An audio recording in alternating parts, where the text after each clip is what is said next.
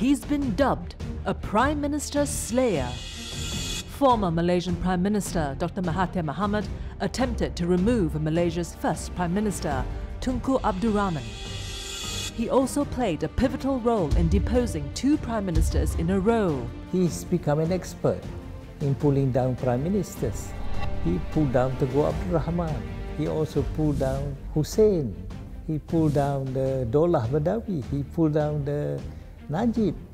No, they brought themselves down. If they haven't done these wrong things, they would still be there. And now, Dr. Mahathir is hell-bent on bringing down the Perikatan Nasional government of Prime Minister Muhyiddin Yassin. He wants not to be challenged. So until today you can see he doesn't like to be challenged, except by himself. But at 95, does he really have what it takes to wage another bruising political battle and come out on top? With all due respect, I think the train has left the station for Tun.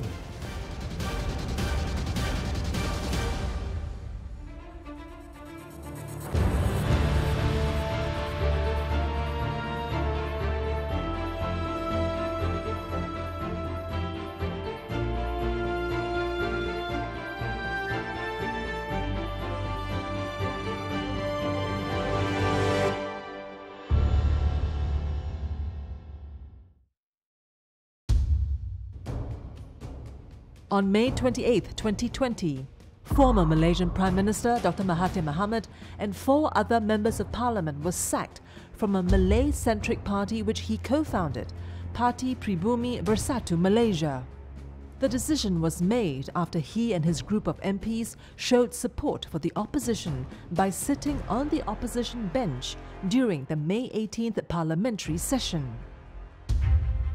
But instead of retreating from the political scene, Dr. Mahathir decided to stay on and is now gearing up for another battle.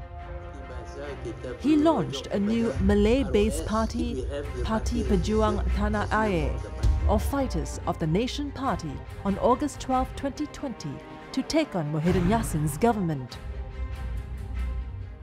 It's not my choice. The thing is that I realize I'm getting old. But people come to see me, asking me to help. It would be very selfish of me to say, no, I cannot, I want to rest. Since I can still function, I have to respond to the appeal of people that I should still be involved.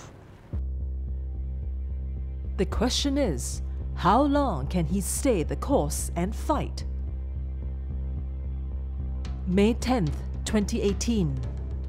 It's a historic moment for Malaysia and the opposition coalition, Pakatan Harapan. For the first time in over 6 decades, the ruling coalition Barisan Nasional was voted out of power in a fiercely contested 14th general election. One dominant factor which led to the historic defeat was the disappearance of some $4.5 billion from the debt-laden and scandal-plagued state investment fund 1MDB, linked to former Prime Minister Najib Razak. He borrowed 42 billion. I thought that it was going to be invested like sovereign wealth. But later on, I read in the papers that he had lost the money. He had invested in some Arab company and all that. And then they begin to report that the money has been lost and all that. At that stage, I lost my faith in him. I thought that he shouldn't be doing this. Of course, later on, there were accusations that he stole the money, big amount. Dr. Mahathir and his newly formed Bersatu Party forged an alliance with his former political nemesis, Anwar Ibrahim from PKR, Lim Guan Eng from DAP, and Amanah, a splinter party of the Islamic party PAS. He then launched a highly spirited campaign to bring down Mr. Najib and the Barisan Nasional government. When it was finally announced that Tun Dr. Mahathir would be joining hands with the opposition to fight the Najib administration, it was not an easy talk because we had to face our supporters, and a lot of people think that, you guys surely have no other better people. You are bringing back a retiree to lead the battle. But despite all those talks, I think Malaysians reached a stage of desperation and anger, and I think they were just fed up in 2018. That was how Tun Dr. Mahathir joined hands with the opposition in 2018 and came back together with us to fight the Najib administration. Alone, no party can beat Najib. He was very powerful, and he had tons of money. So no way we could fight against him. But we campaigned together, all the opposition parties. And as you know, in the 14th general election, against all expectations, Najib lost. A heightened sense of euphoria that swept over Malaysia following the victory of Pakatan Harapan was short-lived. The government only lasted for 2 years. Its popularity was beginning to wane due to public dissatisfaction over unfulfilled election promises. A 33-year-old creative consultant, Yana Rizal, feels that the fall of Pakatan Harapan had more to do with unrealistic expectations among Malaysian voters, as well as an inexperienced government. I think perhaps the mistake was that people were expecting too much in such a short amount of time. So to expect that all these fundamental changes could have been done in the span of, a year or so, to me was very unrealistic on the part of the Rakyat perhaps. This is really like the first time we've ever had a real change in the federal government before. So yeah, I think it required of them an immense learning curve. And of course there were mistakes made, and the very fact that I think for much of Pakatan Harapan it was more of cobbling together a coalition just to bring Najib down, and that was always the objective, right? But how exactly do you work together necessarily? Has that actually been sorted out? I don't think that was really the case. The Pakatan Harapan government was also losing Malay support very rapidly due to concerns over the perceived erosion of Malay rights and privileges. Ada juga efek dia sebab pembangkang masa itu Parti UMNO, parti yang berteraskan Melayu, Islam lah, Dhamma, PAS, super pembangkang yang menghantarkan macam-macam provokasi kepada rakyat yang dilihat bahawa kononnya tidak membela nasib orang Melayu. Tetapi kalau dikaji cara terperinci, dilihat cara pengurusan yang betul, dia nampak dia menguruskan rakyat Malaysia yang mana majoriti, khususnya pada orang Melayu yang kata kaum majoriti, dimajoritikan, maknanya dilebihkan. A new alliance made up of PAS, UMNO, Bersatu and 11 members aligned to PKR's former Deputy President Azmin Ali seized an opportunity to topple the Pakatan Harapan government. On Sunday, February 23, 2020, Bersatu held a 6-hour-long meeting. Top of the agenda was an attempt to convince the then Prime Minister to leave the Pakatan Harapan coalition and form a government which would include former rivals UMNO and PAS. A leaked audio recording of a voice that sounded like that of Mr. Muhyiddin can be heard asking Supreme Council members to give Dr. Mahathir the mandate to pull Bersatu out of Pakatan Harapan. Dan memikirkan soal yang paling besar dalam sejarah kita. Getting out of the edge, moving to the coalition, but we still is the government. Government led by Bersatu. This is important. So kalau mungkin wajar, anda sabar, dan hari ini kalau boleh kita tamatkan musyawarah pada dasar. Lepas itu kita bagi mandat penuh kepada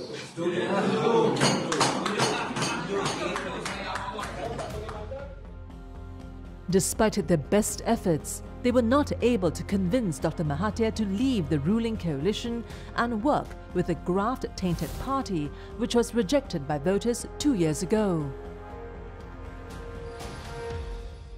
At Sheraton Hotel, they had a gathering to celebrate the formation of their opposition coalition. I was not there. And then, of course, when they leave Pakatan Harapan collapsed. That means that I lost my job also, because I was Prime Minister of Pakatan Harapan, from Pakatan Harapan, so I had to step down. I was no longer Prime Minister. And then they wanted me to be the Prime Minister for their coalition. I said no, I'll never have anything to do with Najib. The move is actually to give a support to Mahathir, but they misread Mahathir when they assumed that Mahathir would agree.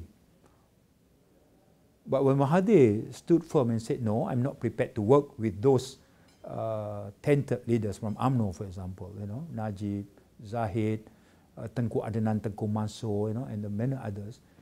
So they were caught by surprise, Then when Mahathir said no, he said that he's not prepared to work with those guys, then only Muhyiddin saw it as an opportunity. On March 1st, 2020, Muhyiddin Yassin was sworn in as Malaysia's 8th Prime Minister after he commanded the majority to form a new government known as Perikatan Nasional. Defeated and outmaneuvered, Dr. Mahathir, however, expressed his disappointment in the man he claimed had been plotting to topple Pakatan Harapan government for a long time. I mean, we have to be honest, because we campaigned on the basis of getting rid of Najib. That was why people supported us. They supported us because they want Najib to go, and we were fighting against Najib. Now you go and join Najib and make him the winner when against the wishes of the people. I don't know what you want to call that, but to me it is treachery. The stage is now set for a grueling battle between Dr. Mahathir and his one-time ally-turned-political nemesis, Muhyiddin Yassin. Will he succeed this time?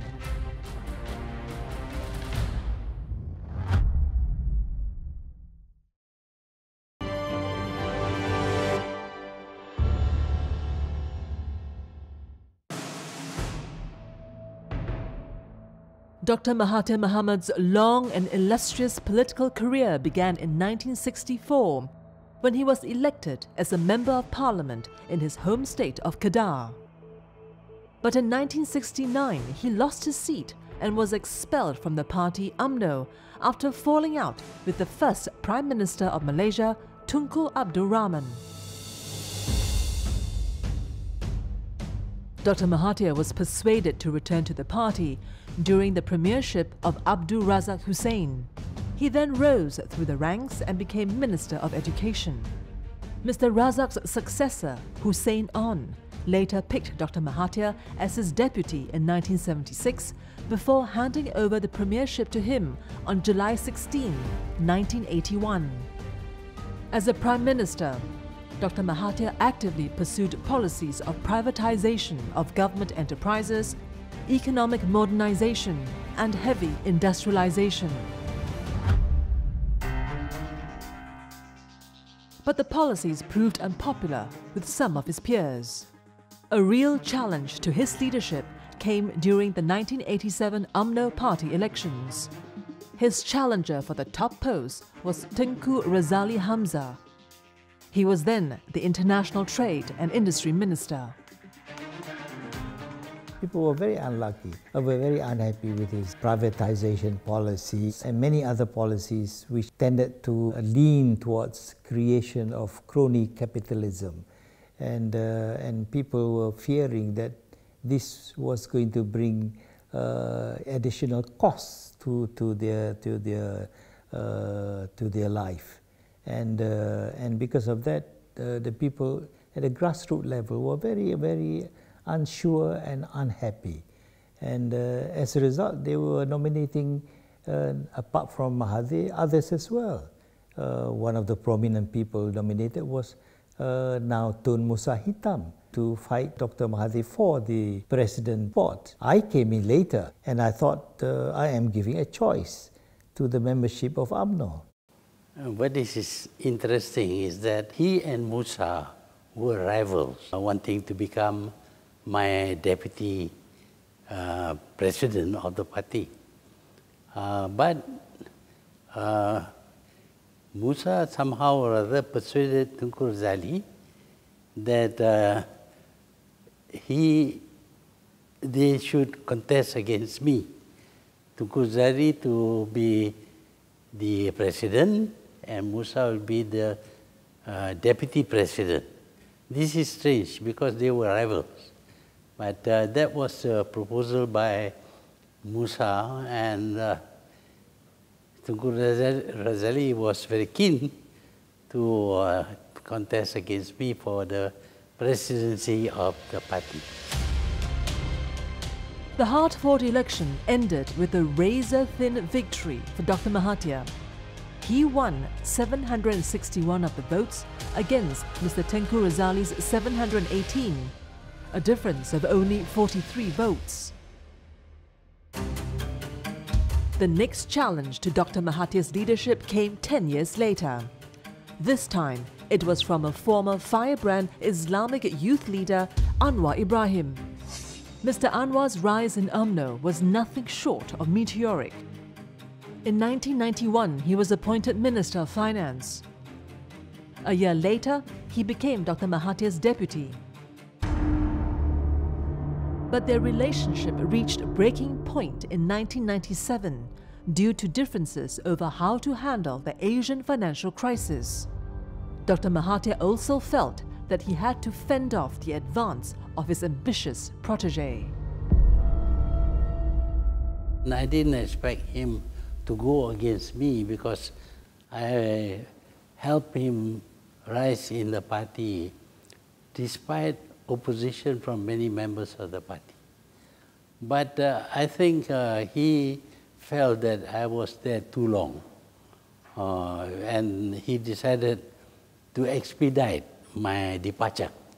I felt very hurt about this because I had helped him to reach that high level, just one step more to become Prime Minister, despite opposition from many leaders in the party. But when he did this, I felt that eventually he would contest against me. That's all right, because I have contested against Razali. I'm willing to contest against anyone. But in the meantime, there was this police report about his misbehavior. I had to consult the heads of all the UMNO division in the states.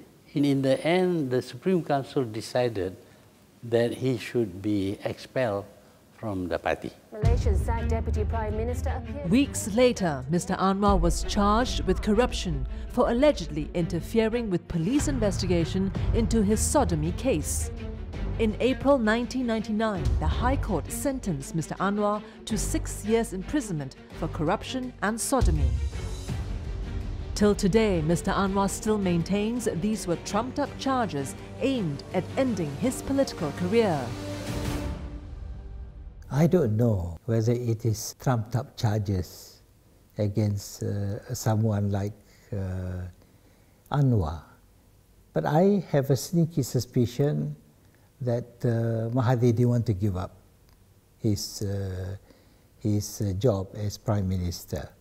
And it is Anwar who thought that he could mount a campaign against Mahathir. All these charges were brought against Anwar using the law that was in existence at that time to really finish off Anwar in this round. Because Anwar had an easy ride. He was able to get rid of all his adversaries at the earlier stages. But when he faced Mahathir, then of course Mahathir was ready, I think, because he didn't want to be pushed off easily. And he wants not to be challenged. So until today you can see he doesn't like to be challenged, except by himself.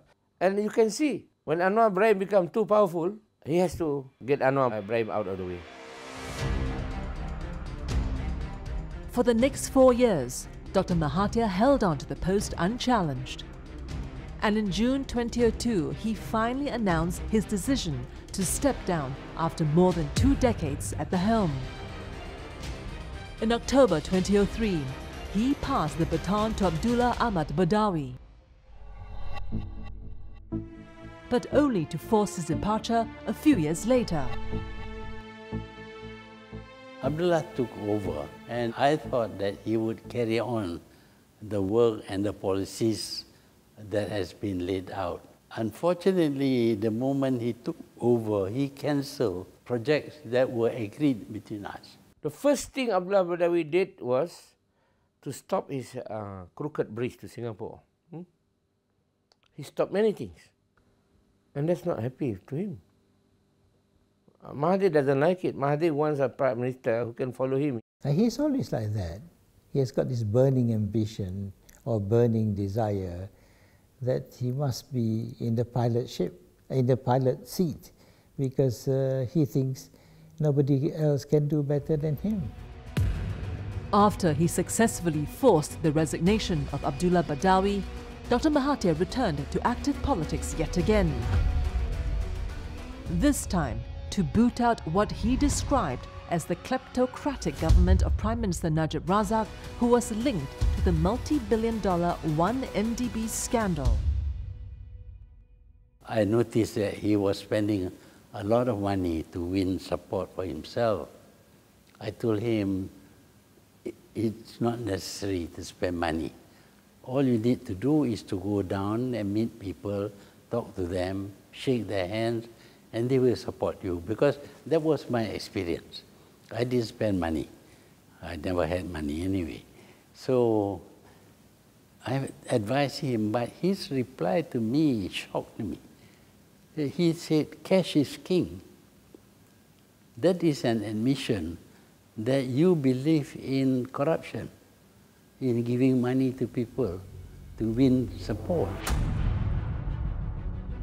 Dr. Mahathir went on a barrage of verbal assault against Mr. Najib for his failure to give convincing answers on the 1MDB affair. After failing to force Mr. Najib to resign, Dr. Mahathir then formed a new Malay-based party, Bersatu, with another UMNO veteran, Muhyiddin Yassin, to take on the mighty Barisan Nasional coalition. Their efforts finally paid off. Together with DAP and Amanah, they managed to create history. The victory of Pakatan Harapan in the 2018 election ended 61 years of Barisan Nasional's unbroken rule. It also forced the downfall of Najib Razak from office.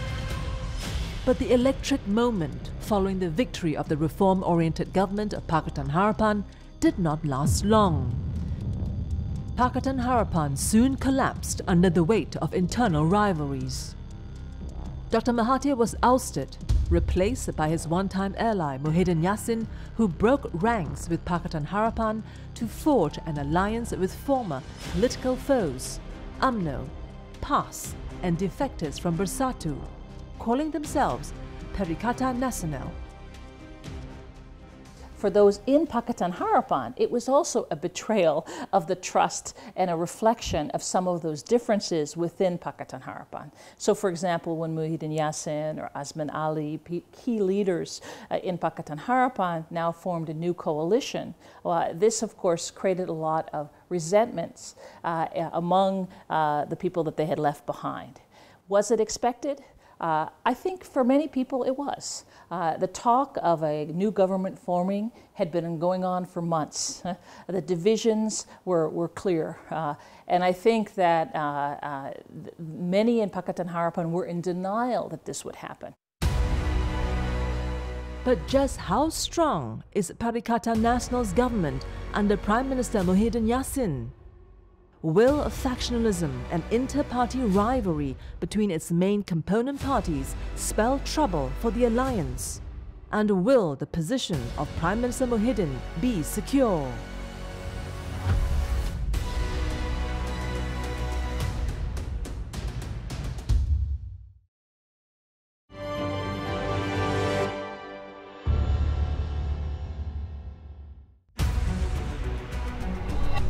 The axe has finally fallen on former Prime Minister Najib Razak.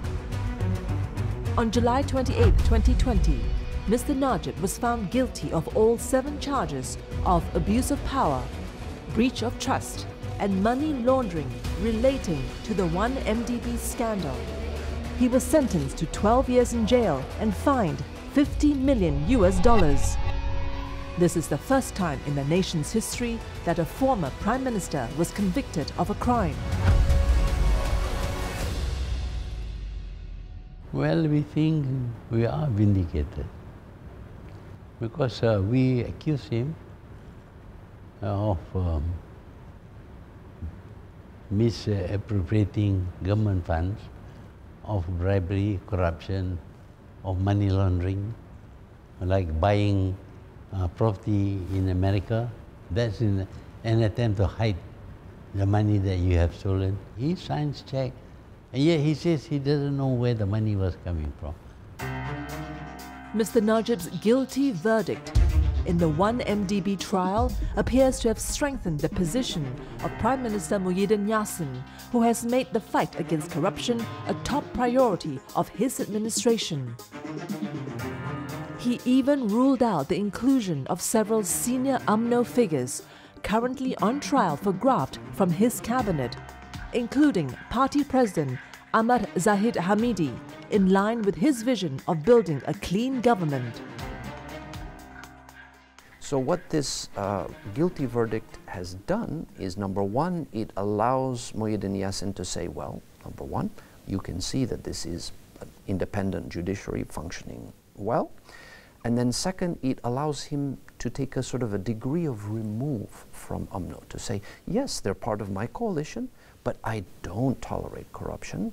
This administration is committed to fighting against it.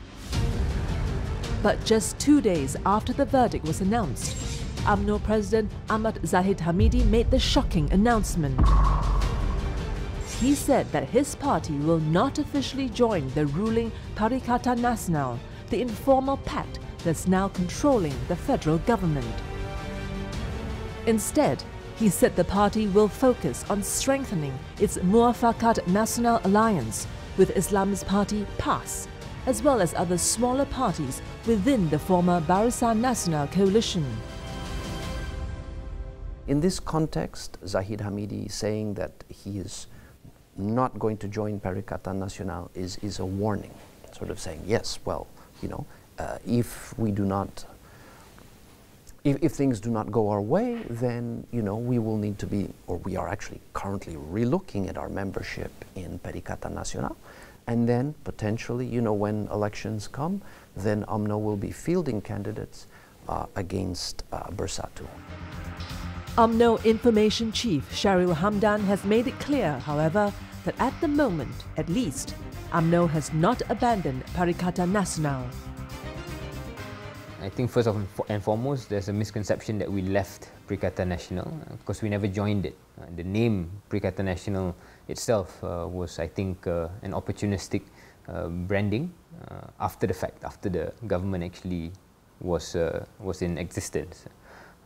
So to say that we left it is a misreading of what actually happened. In terms of why we chose not to join Perikatan Nasional, I think it's more of UMNO feeling that we've already established a relatively new and strong partnership with PAS in Muafakat Nasional.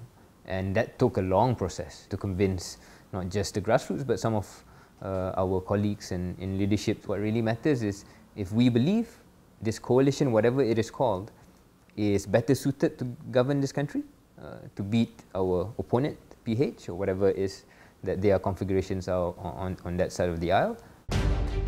The reality is, Mr. Najib's guilty verdict seems to have rattled the unity within UMNO.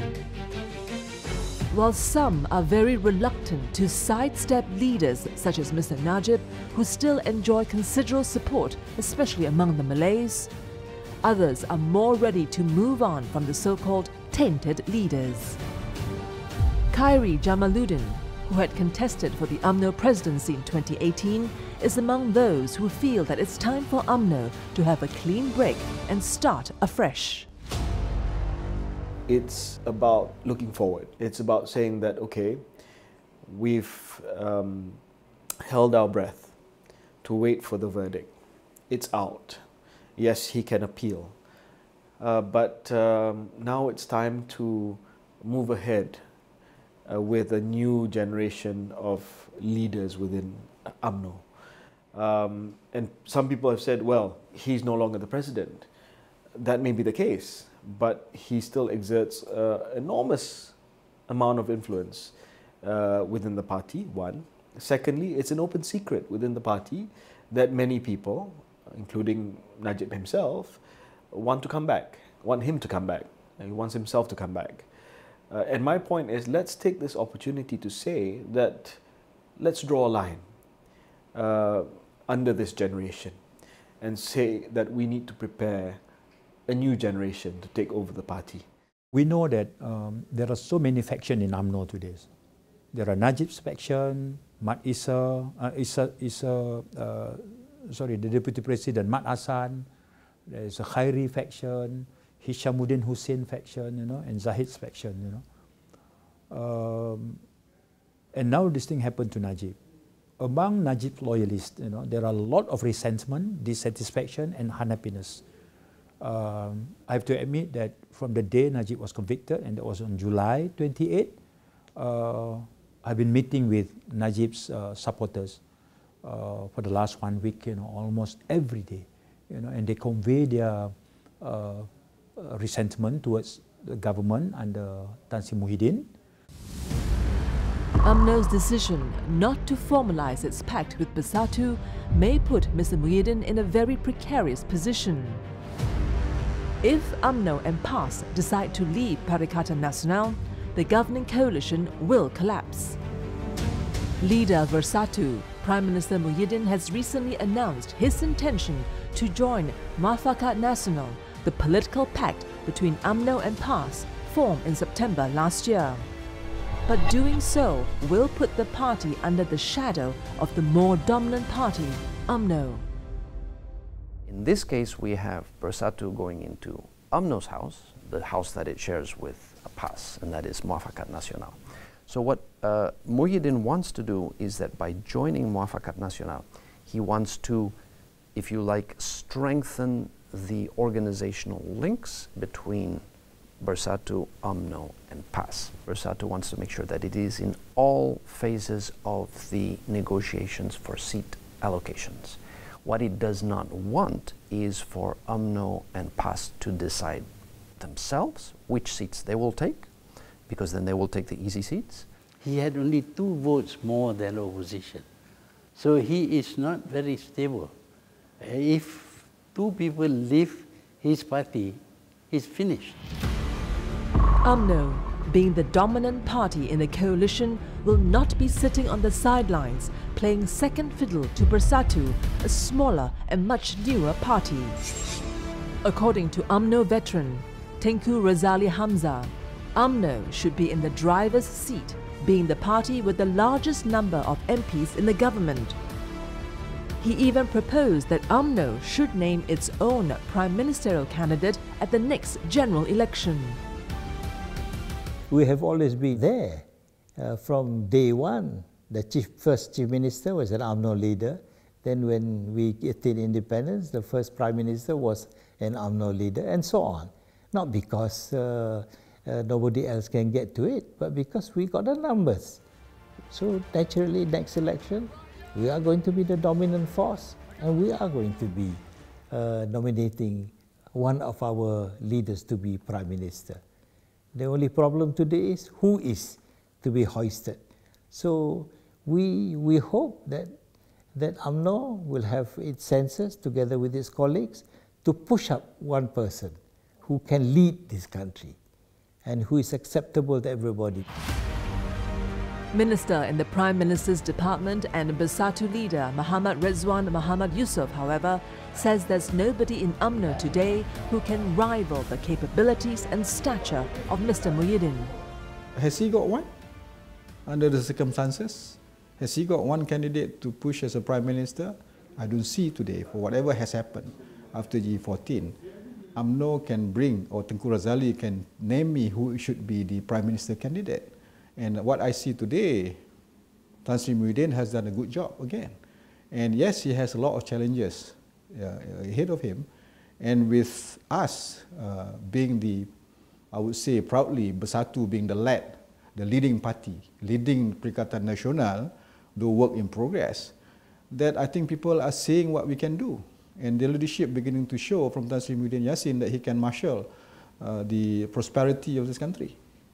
If you ask, does UMNO have one? No. Of course, not of the stature of Tan Sri Muhyiddin now. Therein lies our problem. So that's why we have to rebuild the party and move on. That's what I've been trying to say.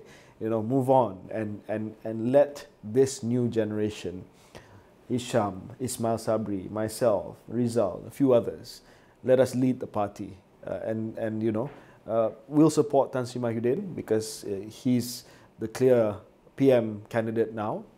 But we have to plan for after that as well. But distrust among UMNO members of Bersatu runs deep. Many can't seem to forgive former UMNO leaders for leaving and abandoning the party to join Bersatu when UMNO-led government of Barisan Nasional came under heavy and sustained attacks. And now, Mr. Muhyiddin's eagerness to work with UMNO again is met with skepticism and mistrust. Mr. Tengku Razali even feels that Mr. Muhyiddin could even be a Trojan horse who could destroy UMNO from within.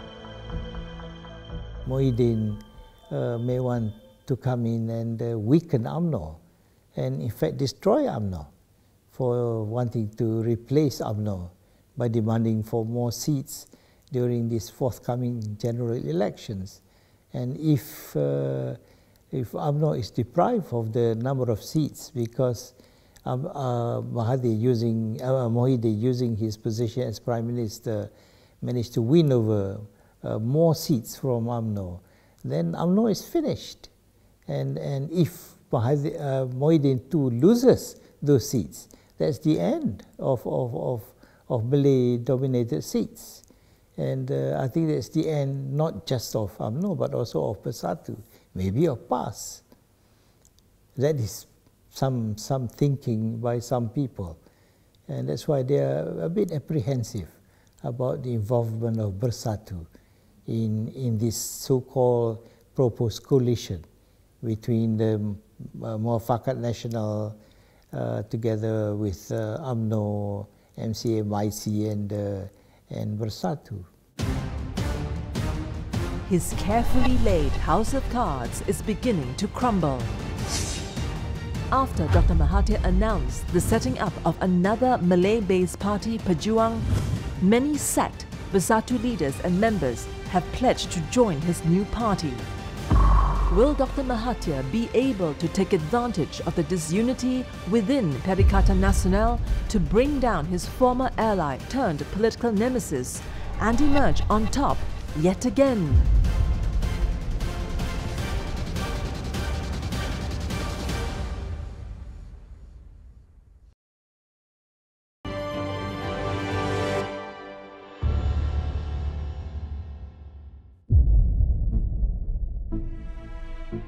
From the moment Muhyiddin Yassin was sworn into office as the 8th Prime Minister of Malaysia, Dr. Mahathir had already gone on the offensive. For example, he challenged him through a vote of no confidence in Parliament to prove that Mr. Muhyiddin did not command the majority support of lawmakers to remain as Prime Minister. Although the no confidence vote has not yet been tabled in Parliament, the backlash was swift. Prime Minister Muhyiddin began to flex his muscle and struck back at what was seen as a reaction to Dr. Mahathir's hostile move. 4 states previously controlled by Pakatan Harapan fell to Perikatan Nasional government through defections. They are Johor, Perak, Malacca and Kedah. Dr. Mahathir's son, Mukhris, who was then Kedah's chief minister, had no choice but to step down after Pakatan lost its majority in the 36-member state legislature. But Minister Muhammad Rezwan denies that the fallout was in retaliation to Dr. Mahathir's attempt to unseat the Prime Minister through the no-confidence vote. It's not retaliation, so I don't think it is a retaliation. It's a political move that stemmed from the collapse of Pakatan Harapan, and therefore it transcended down to the state, and therefore we as a party, like the Mukris as a member of the party, should follow consensus in the party through Perikatan Nasional formation of the state government. Perikatan Nasional could have seized control of Kedah. They did not do that. And I think this is because Muhyiddin Yassin still had hope that Mahathir would rejoin Perikatan Nasional, or would join. He would go back to Bersatu. Within the mainstream of Bersatu, he would support the new administration, but he didn't do that. I don't see it so much as retaliation. I think it was sort of a second chance to see if bridges could be mended, and that was not possible. On July 13th, 2020, the first day of Parliament since the formation of the Muhyiddin government, the Prime Minister tabled a controversial motion to replace Speaker of the House, Muhammad Arif Muhammad Yusof. The move was seen as a barometer of support for his government. He succeeded in replacing the Speaker, but he won by only 2 votes. The Speaker is actually a very, very influential position, and this person is charged or tasked with organizing the affairs of Parliament, organizing what motions are going to be debated, as well as, very key, their order. So they can, if they wish, stall or really block the discussion of certain motions, and particularly things like a motion of no confidence. Mr. Muhammad Arif was the House Speaker prior to his recent removal. The widely respected former federal court judge says it is important for Mr. Muhyiddin to have the numbers as a sign of support for his government. And that can only be achieved either through Parliament or in the general election. The ultimate test will be either a general election or a vote of no confidence in the House. But the vote of no confidence in the House, or vote of confidence, conversely, we have 2 now, or several actually, in the motions list. That will have to follow certain procedures too. But that's how it works. Of course, morally, I believe it is not 100% right. You have a combination of persons, right, and parties joining as some sort of national government, but you subvert the main principle of democratic government, that is, the people who are chosen by the Rakyat should form the government. It's all a numbers game for now, and nobody has a clear advantage over the other. PKR's Saifuddin Nasution Ismail is not discounting the fact that Pakatan Harapan could take back power if it can persuade enough lawmakers to defect over to their side. We are prepared to remain in opposition, but at the same time, we admit that the current government is not the government that has been voted by the people. So, while remain as an opposition, preparing for next election, but if the opportunity comes, we will grab it. So to grab it means we are prepared to bring down the government by getting numbers. Dr. Mahathir's next big test would be in the slim by-election on August 29, 2020 and the Sabah state election in September. His new party has fielded a candidate formerly from Bersatu to contest against an UMNO candidate for the by-election. The seat fell vacant following the sudden death of UMNO's Muhammad Qusairi Abdul Talib. But UMNO and the Perikatan Nasional Coalition will not take the challenge lying down. It will also do everything it takes to wrestle the state of Sabah back from the opposition's Parti Warisan Sabah, now headed by caretaker Chief Minister Shafie Apdal. The elections in Sabah are absolutely key. not only is it a momentum factor, which sometimes can be overstated, but it's also the unique position that Datuk Sri Shafie Apdal finds himself in nationally, in the sense that he's one of the multiple potential PM candidates. So even though this state elections is just going to be for state seats, but if he wins it, and if he wins it convincingly, I think there will be momentum, not just about the votes per se, but about the parliamentary seats that will be contested in Sabah whenever GE happens. Since his sacking from Bersatu, Dr. Mahathir is now leading a small party known as Pejuang. The party is not aligned to either Pakatan Harapan or Perikatan Nasional. But can it still make an impact and take on Mr. Muhyiddin Perikatan Nasional coalition should a snap election be called?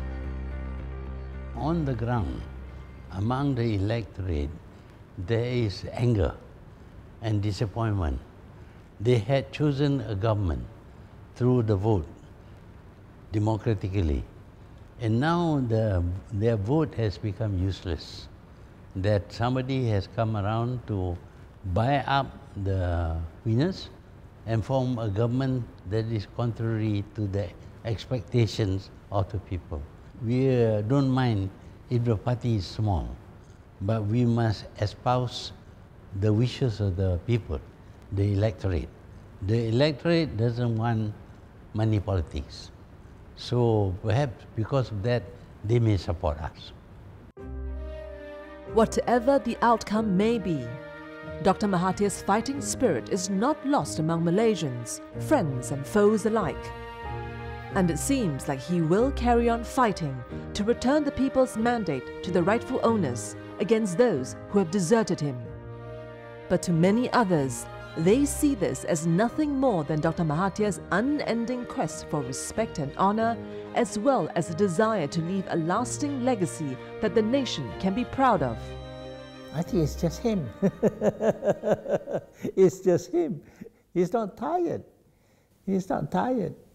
In spite of his age, he's got a lot of energy, and he's a real strategist. His mind is ticking all the time. And I think admirable. It's admirable. With all due respect, I think the train has left the station for Tun. Of course, he had his magical moment in 2018, and I think when he misread the transition in March this year, I think for many people that train has departed. He's been successful in the last 2 attempts. And like I said, anything can happen now.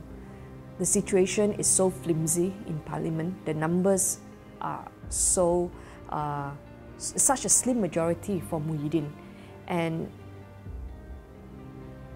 I cannot say that in 12 months down the road we would be seeing the same Prime Minister. I have no wish to become Prime Minister again and again and again. This is not my doing. I didn't resign. One has to remember that I did not resign. The party left the government. I was with the party. The government collapsed. I collapsed. I have no desire to be a third Prime Minister. I am old. In the brutal game of politics, Dr. Mahathir is not one who will contemplate the idea of letting go, even if the odds are heavily stacked against him.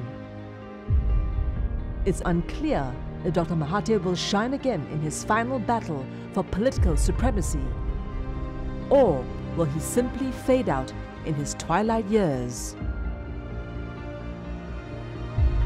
He is now out to prove a point and make things right. Will Muhyiddin Yassin be added to the list of fallen prime ministers at the hands of Dr. Mahathir? Only time will tell.